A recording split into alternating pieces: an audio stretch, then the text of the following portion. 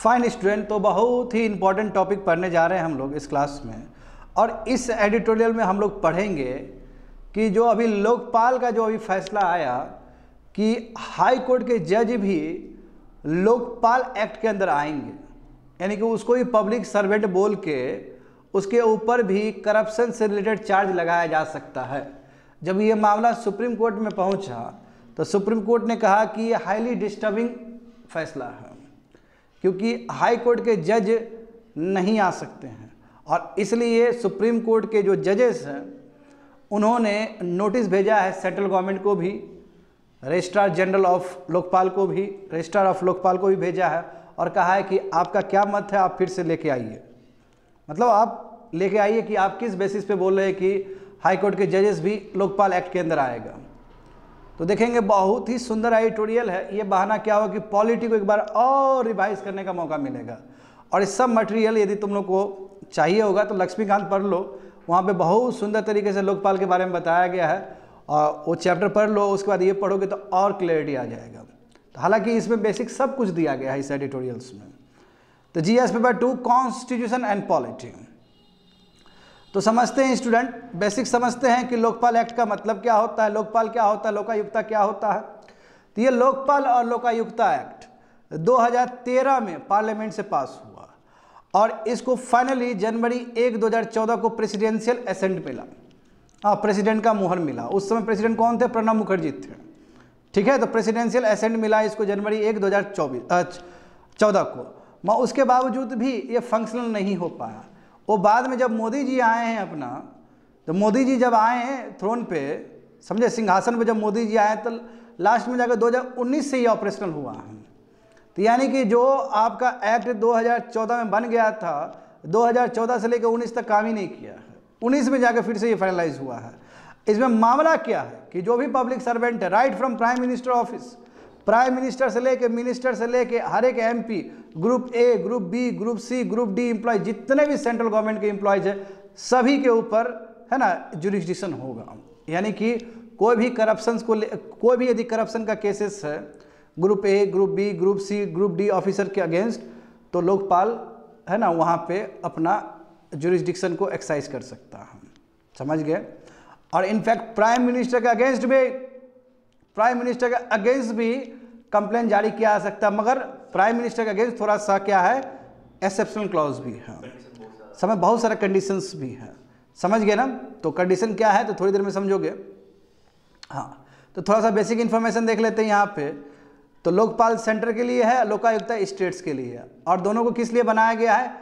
यदि कोई भी एलिगेशन हो करप्शन का against public functionary, against public servant, तो देखो राइट फ्रॉम प्राइम मिनिस्टर और to the group D officer central government का। और इसी तरह स्टेट में क्या हो सकता है कि right from chief minister to the group D officer. समझ गए? लोकायुक्ता।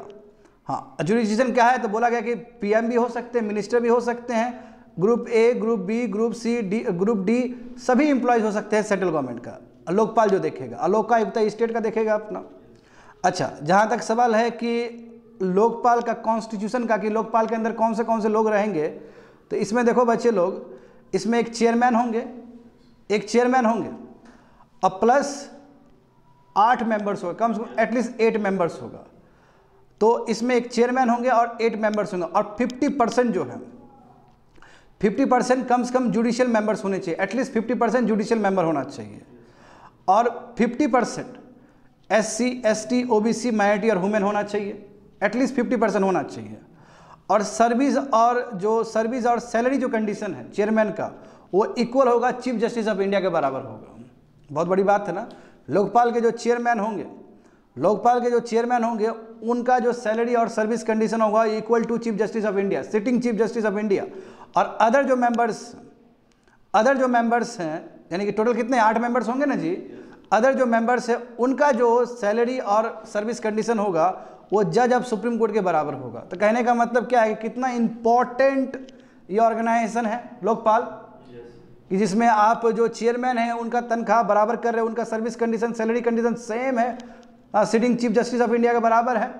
और दूसरा क्या है कि जितने भी 8 मेंबर्स होंगे, 8 मेंबर्स का जो सैलरी और अलाउंसेस या सर्विस कंडीशन है वो तुम्हारा जज ऑफ सुप्रीम कोर्ट, जो प्रेजेंट जज है सुप्रीम कोर्ट उसके बराबर होगा। तो इससे खुद पता चलता है कि कितना इंपॉर्टेंट ये ऑर्गेनाइजेशन है। इसे देखो, हाँ, इसमें हमें ये समझना होगा स्टूडेंट कि इसमें 2 विंग होते हैं, है ना, इसमें 2 विंग होंगे, एक होंगे इंक्वायरी विंग और एक होंगे प्रोसिक्यूशन विंग। इंक्वायरी विंग क्या है कि जो प्रीलिमिनरी इन्वेस्टिगेशन करेंगे, यानी कि कोई भी केस आया, लेट से कोई भी एमपी के अगेंस्ट केस आया या कोई भी ग्रुप डी ऑफिसर के अगेंस्ट केस आया सेंट्रल गवर्नमेंट का, क्योंकि बात लोकपाल का बात करेंगे तो सेंट्रल गवर्नमेंट का ही बात करेंगे हम लोग। लेट से ग्रुप सी, ग्रुप डी, कोई भी हो सकता है, उसके अगेंस्ट एलिगेशन आया, तो प्रीलिमिनरी इन्वेस्टिगेशन यानी कि फर्स्ट इन्वेस्टिगेशन करने के लिए इंक्वायरी विंग क्या करेगा, उसको ओके करेगा कि चलो ठीक है इन्वेस्टिगेशन करते हैं। तो जब जब इंक्वायरी विंग जब प्रीलिमिनरी इन्वेस्टिगेशन करेगा और कोई तत्व सच में ही आ जाए कि हाँ सच में ही करप्शन हुआ है, तो फिर फर्दर इन्वेस्टिगेशन होगा, तब ओरिजिनल इन्वेस्टिगेशन होगा। और जब ओरिजिनल उसके बाद अच्छा कौन करेगा ओरिजिनल इन्वेस्टिगेशन, तो ओरिजिनल इन्वेस्टिगेशन जो सरकार का बहुत सारा जो डिपार्टमेंट है वो करेगा। इसका यानी कि फर्दर जो इन्वेस्टिगेशन है सरकार का करेगा, सरकार का जो भी बहुत सारा डिपार्टमेंट है, बहुत सारा मिनिस्ट्री वो करेगा। उसके बाद मान लो कि दोषी पाया गया, क्योंकि प्रीलिमिनरी इन्वेस्टिगेशन में ही पता चल गया कि दोष है कि नहीं है, उसके ऊपर जो दोष लगा है करप्शन का वो सही है कि नहीं है, तो प्रीलिमिनरी इन्वेस्टिगेशन में ही पता चल गया। फिर इन्वेस्टिगेशन हुआ, तो इन्वेस्टिगेशन में जब पता चला कि सच में इसने ऐसे इस तरह चोरी किया था, इतना इतना उसका करप्शन का केस है, तो उसका जो प्रोसिक्यूशन विंग होगा वो क्या करेगा, उसको पनिश करेगा। तो समझ गए ना, वेरी वेरी इंपॉर्टेंट। और प्रीलिमिनरी जो इन्वेस्टिगेशन होगा वो तुम देख सकते हो वो 90 डेज़ के अंदर होना चाहिए। तो प्रीलिमिनरी इन्वेस्टिगेशन जो होगा वो 90 डेज़ के अंदर होगा, और उसमें कोई तत्व पता चला तो फिर इन्वेस्टिगेशन होगा जो रेस्पेक्टिव डिपार्टमेंट सब करेगा, और उसके बाद प्रोसिक्यूशन विंग क्या करेगा कि उसको सजा देगा। देखो inquiry wing is headed by the director of inquiry, जो कि प्रीलिमिनरी इंक्वायरी करेगा, है ना, under the prevention of corruption act 1988, और ये तुम्हारा 90 डेज़ के अंदर हो जाना चाहिए। दूसरा क्या है कि उसके बाद जैसे ही फिर उसके बाद इन्वेस्टिगेशन होगा, इन्वेस्टिगेशन में जो भी मामला आया है तो प्रोसिक्यूशन विंग जो कि डायरेक्टर ऑफ प्रोसिक्यूशन हेड करेंगे, और वो क्या फैसला सुनाएंगे कि इसको इतना ही तो सजा होना चाहिए। तो selection of how is the selection of Lokpal and minister take place, कैसे लोकपाल और मेंबर्स का सिलेक्शन होता है। तो search committee recommended the names, search committee जो है वो नाम देगा कि चलो चलो ये चेयरमैन होंगे और ये मेंबर्स होंगे। तो उसके बाद जो सिलेक्शन कमेटी, सर्च कमेटी क्या करेगा, भेजेगा आगे, फॉरवर्ड करेगा किसको, सिलेक्शन कमेटी को। सिलेक्शन कमेटी में कौन होंगे, पीएम होंगे, उसमें चीफ जस्टिस ऑफ इंडिया भी हो सकते हैं, ठीक है, उसमें चीफ जस्टिस ऑफ इंडिया होंगे, या यदि वो नहीं है तो उनके बिहाफ में वो किसी भी एक जज को, सुप्रीम कोर्ट को जज को नॉमिनेट करके भेज सकते हैं। लोकसभा के स्पीकर होंगे, लीडर ऑफ अपोजिशन लोकसभा होंगे, यानी कि जो राहुल गांधी हैं अभी, और इमिनेंट ज्यूरिस्ट होंगे in the eye of president. तो यानी कि 5 मेंबर होगा, chief justice of India, PM chief justice of India, Lok Sabha के speaker, leader of opposition in the Lok Sabha, and last one is eminent jurist in the eye of president. President किसी को भी imminent jurist को भेज सकता है इस पैनल में। तो सिलेक्शन कमेटी हो गया। अच्छा, जो चेयरपर्सन होंगे, चेयरपर्सन कौन होना चाहिए, या तो सिटिंग चीफ जस्टिस भी हो सकता है, या कभी इंडिया के चीफ जस्टिस रहे हैं। ऐसा भी हो सकता है कि जो अभी संजीव खन्ना, जो अभी सिटिंग चीफ जस्टिस है ना भारत के, वो भी लोकपाल के चेयरमैन हो सकते हैं, क्योंकि लिखा गया है इज और has been a chief justice of India. या तो अभी के चीफ जस्टिस या इससे पहले जो चीफ जस्टिस रहे हैं वो भी हो सकते हैं, या फिर प्रेजेंट सुप्रीम कोर्ट के जज भी हो सकते हैं, या जो भी हमारे है ना पहले यदि कोई जज रहे हैं सुप्रीम कोर्ट का वो भी हो सकते हैं, कोई एमिनेंट पर्सन भी हो सकता है। ये चेयरपर्सन का बात है। तो चेयरपर्सन में चीफ जस्टिस हो सकता है इंडिया का अभी का, या कभी पहले रहे हों। सुप्रीम कोर्ट के जज हो सकते हैं जो अभी है या पहले रहे हों, या फिर कोई एमिनेंट पर्सन हो सकता है जिसको कम से कम 25 साल का अनुभव हो एंटी करप्शन को लेके, है ना, विजिलेंस को लेके, फाइनेंस को लेके। समझ गए ना, तो ये क्वालिफिकेशन है तो वो चेयरमैन बन जाएंगे। होप सो समझ में आ गया होगा। तो ये चेयरमैन के लिए है। और जहाँ तक सवाल है मेंबर्स के लिए, तो मेंबर्स के लिए भी इस तरह का प्रावधान है कि हाई कोर्ट के जज सब हो सकते हैं, क्योंकि उसमें बोला गया ना कम से कम 50% क्या होना चाहिए, जुडिशियल सर्विस से आना चाहिए, और कम से कम 50% SC ST OBC, है ना, माइनॉरिटी, वुमेन, ये सब होना चाहिए। तो देखो बच्चे लोग, ये मैं बता चुका हूँ कि जैसे ही कंप्लेंट आया तो 90 डेज़ के अंदर प्रिलिमिनरी इन्वेस्टिगेशन हो जाना चाहिए। आफ्टर द रिपोर्ट इज सब रिसीव्ड, जैसे रिपोर्ट आ गया, जैसे इसमें कोई तत्व पाया गया कि हाँ सच में ही उसके अगेंस्ट जो करप्शन है वो सही है, तो फिर ये तुम्हारा जाएगा इन्वेस्टिगेशन, ये जाएगा तुम्हारा आगे इन्वेस्टिगेशन के लिए। और कोई भी एजेंसी, कोई भी डिपार्टमेंट, और कोई भी वो कर सकता है, कोई भी डिपार्टमेंट इस मुद्दा को देख सकता है। यानी कि सेंट्रल गवर्नमेंट का लेट से CBI, सेंट्रल गवर्नमेंट का लेट से तुम्हारा ED, सेंट्रल गवर्नमेंट का लेट से तुम्हारा कोई भी डिपार्टमेंट है वो इस चीज़ को चेक कर सकता है। And it can also order closure. यदि मान लो कि प्रिलिमिनरी इन्वेस्टिगेशन में पता चला कि कुछ नहीं आया ऐसा, तो क्लोज भी कर सकता है कि चलो ठीक है, फालतू का एलिगेशन लगा है या ख़त्म करो इसको। तो दोनों ही हो सकता है। यदि मान लो कि यदि पता चल गया, प्रिलिमिनरी इन्वेस्टिगेशन में पता चला कि हाँ इसने सच में ही अपराध किया, तो फिर उसके ऊपर इन्वेस्टिगेशन होगा। इन्वेस्टिगेशन कौन करेगा? Agency, department. और उसका पाया गया कि चलो इसने इतना गलती किया, इतना करप्शन किया है, तो उसके बाद जो प्रोसिक्यूशन विंग है वो क्या करेगा? फैसला सुनाएगा कि भाई इसको इतना इतना साल के लिए जेल में डाल दो, या इतना इतना इसका कारावास होना चाहिए, इतना इतना फाइन होना चाहिए। समझ गए ना? हाँ। तो इस बट प्राइम मिनिस्टर के लिए, अच्छा प्रेसिडेंट के ऊपर तो लगता ही नहीं लोकपाल, है ना। एग्जीक्यूटिव में प्रेसिडेंट को एग्जेम्प्ट किया गया है, मगर जो सबसे बड़ा पद है इंडिया का, प्राइम मिनिस्टर का पद, प्राइम मिनिस्टर का अगेंस्ट भी लग सकता है। लोकपाल का जो जुरिस्डिक्शन प्राइम मिनिस्टर तक है, मगर प्राइम मिनिस्टर के लिए स्पेशल सेफगार्ड दिया गया है। तो प्राइम मिनिस्टर के लिए स्पेशल सेफगार्ड क्या है कि मान लो कोई भी मामला इंटरनेशनल रिलेशन से हो, एक्सटर्नल और इंटरनल सिक्योरिटी से हो, पब्लिक ऑर्डर से हो, एटॉमिक एनर्जी से हो या स्पेस से हो, और इससे रिलेटेड यदि करप्शन चार्ज है तो वो चार्ज को नहीं लिया जा सकता। समझे? कोई भी एलिगेशन हो करप्शन का, इससे संबंधित, किससे संबंधित? इंटरनेशनल रिलेशन संबंधित, एक्सटर्नल और इंटरनल सिक्योरिटी से संबंधित, पब्लिक ऑर्डर से संबंधित, एटॉमिक एनर्जी से संबंधित, स्पेस संबंधित, तो ये जो चार्ज है प्राइम मिनिस्टर के अगेंस्ट नहीं लग सकता।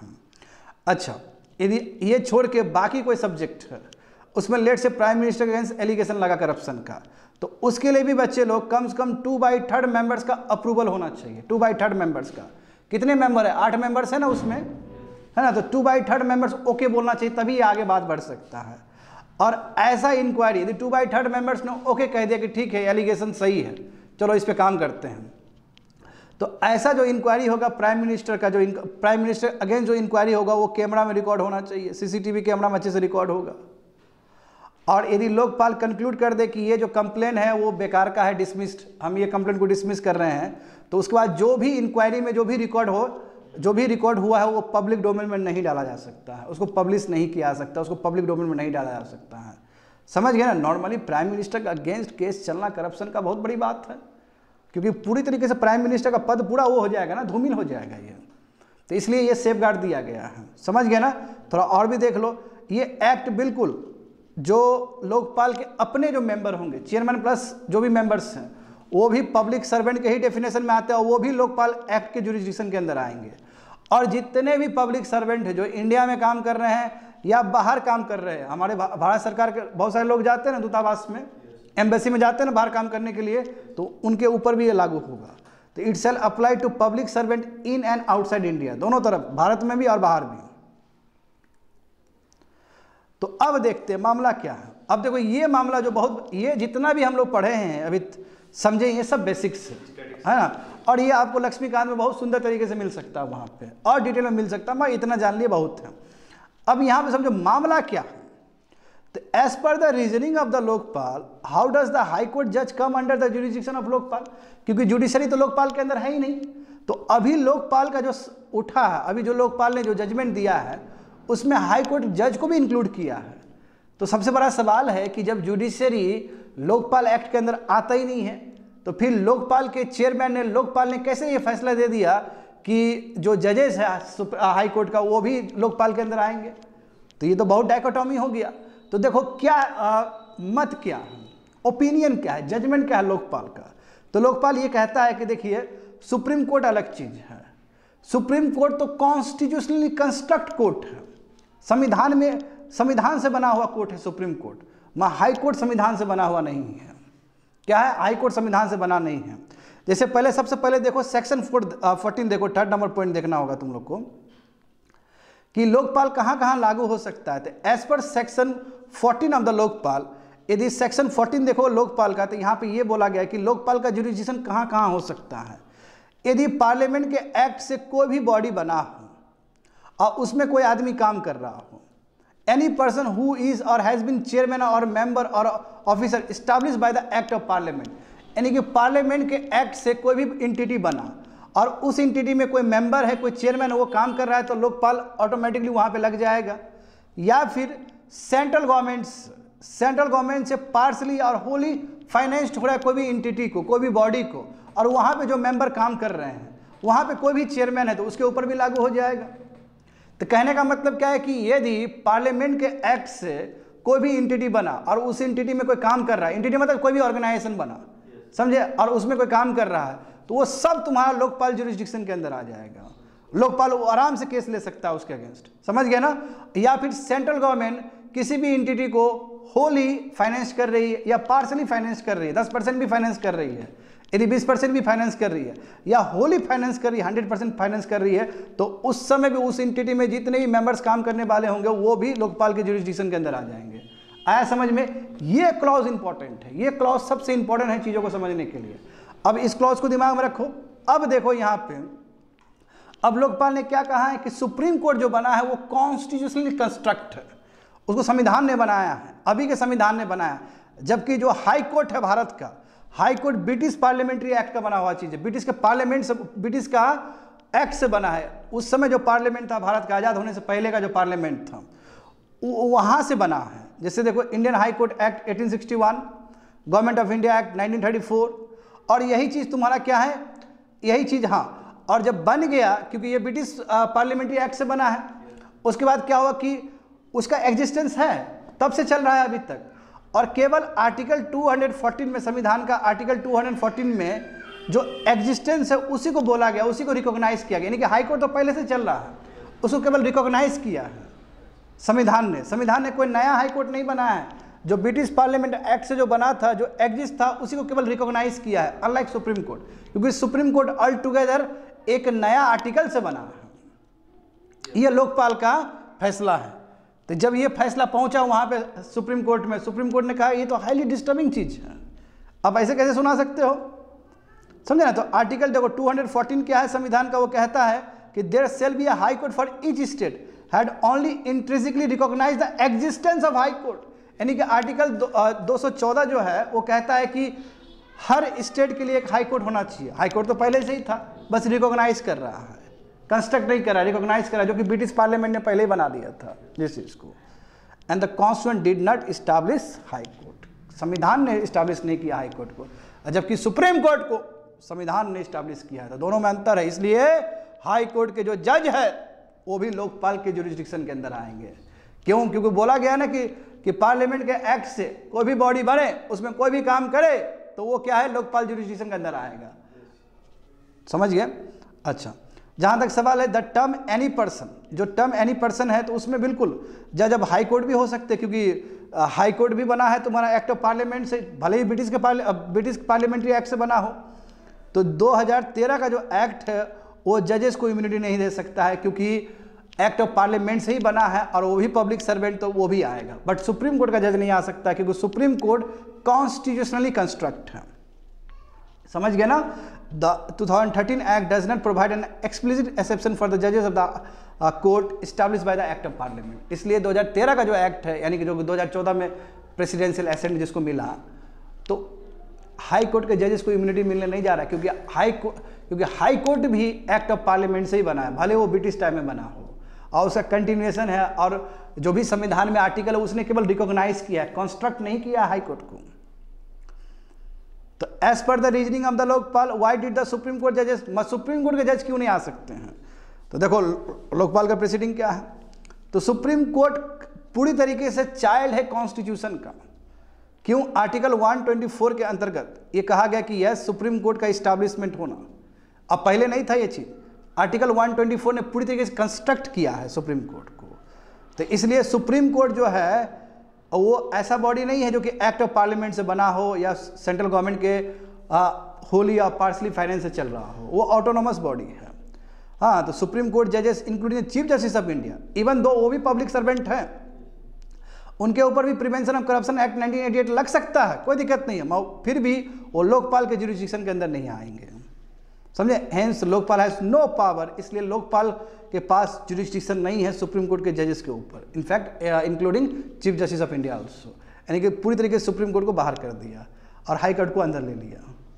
और जब ये मामला पहुंचेगा वहाँ पे, तो सुप्रीम कोर्ट कहे क्या है, हाँ ये क्या है, व्हाट इज दिस, ये तो हाईली डिस्टर्बिंग है, स्टे लगाओ, पूरा स्टे लगा दिया और नोटिस भेजा है लोकपाल को और सेंट्रल गवर्नमेंट को कि आइए जी फिर से लेके आइए सब्सटेंस, देखते हैं बढ़िया से। ये कुछ ज़्यादा हो गया ना, अब बताओ कितना बढ़िया से लूप होल्स खोज के लगा दिया बढ़िया से। अच्छा मैं देखो ऐसा नहीं है, अगला वाला भी लोकपाल है, मजाक तो नहीं है। लोकपाल में जो चेयरमैन है वो स्वयं सुप्रीम कोर्ट के जज रहे होंगे कभी, हैं, तो वो भी तो मजाक चीज़ नहीं है, तो वो भी कुछ सोच के ही बोले होंगे। देखो कुछ है ऐसा नहीं कि हम लोकपाल को ही खराब बोलते रहेंगे, कुछ है। देखो मामला क्या है, देखो what is the response of the supreme court with regard to Lokpal order bringing high court जजेस अंडर। अब इस तरह का बात जब इस तरह का बात जब जाएगा सुप्रीम कोर्ट में, ये प्ली पहुंचा ना सुप्रीम कोर्ट में, तो सुप्रीम कोर्ट में क्या रिस्पॉन्स है।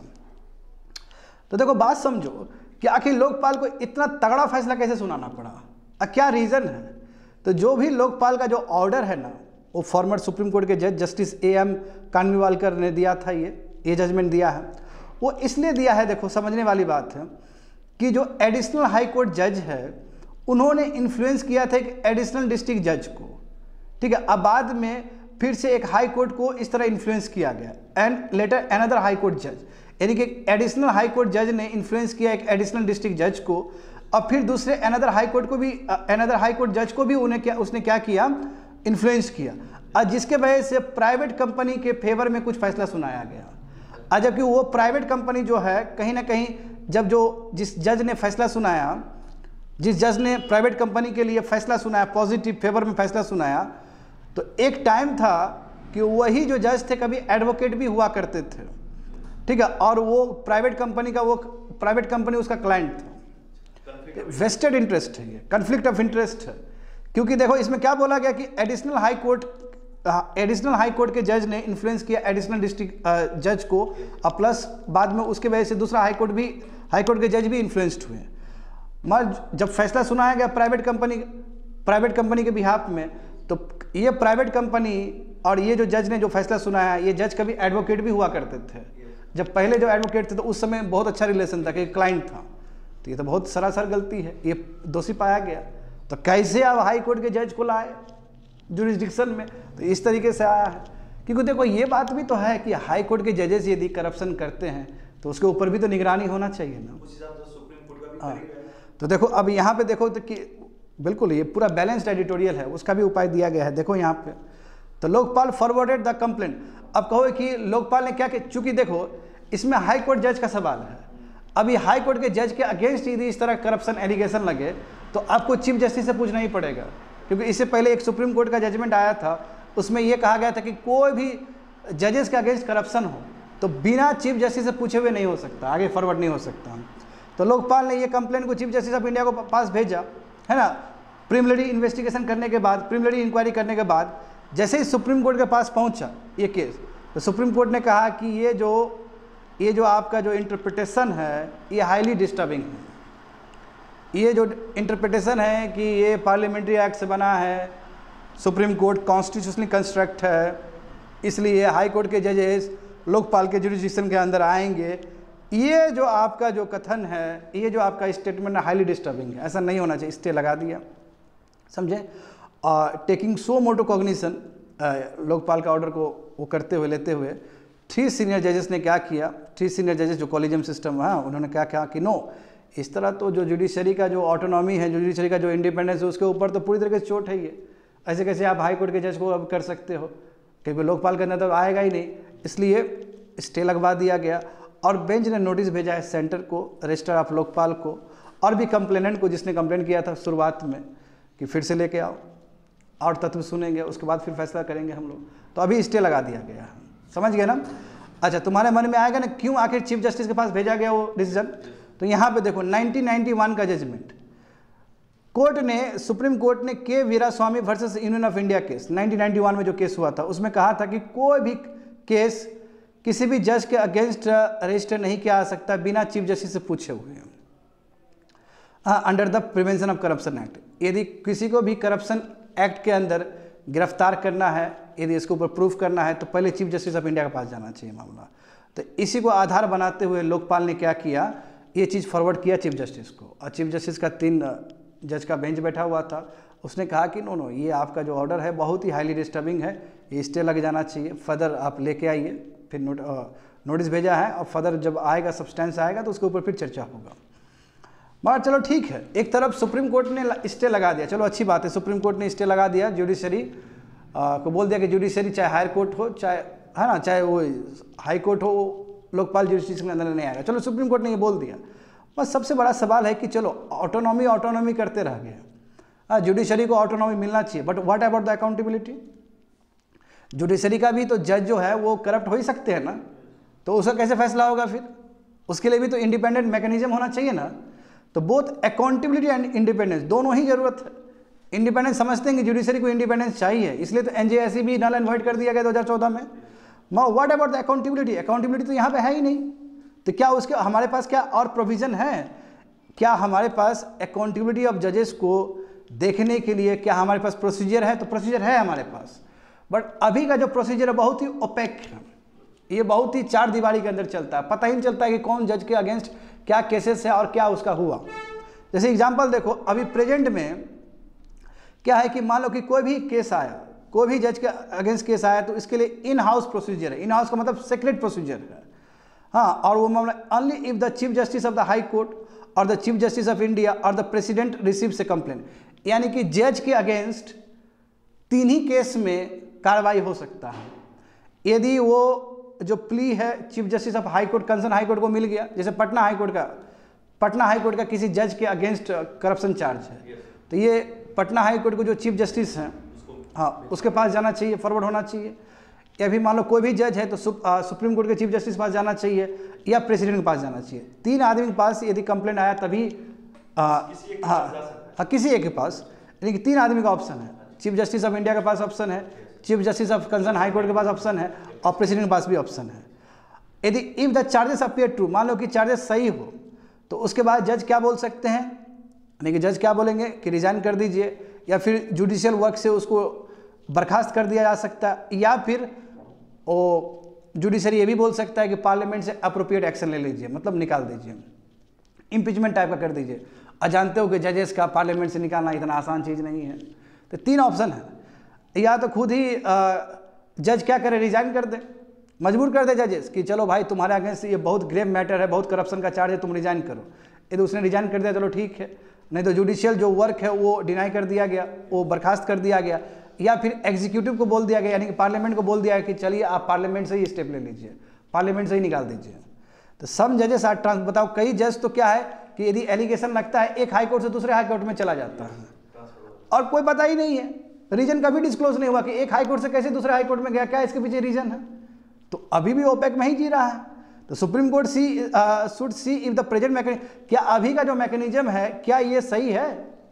ये भी तो बहुत ओपेक है, ये इन हाउस प्रोसीजर है, तो यहाँ पर भी ठीक करना चाहिए। चलो ठीक है, सुप्रीम कोर्ट बोल रहा है autonomy, independence of judiciary, independence of judiciary, तो what about the accountability of judiciary? तो इंडिपेंडेंस और अकाउंटेबिलिटी दोनों साथ साथ चलना चाहिए ना। तो ये मामला है, समझ में आ गया ना, कंप्लीट है।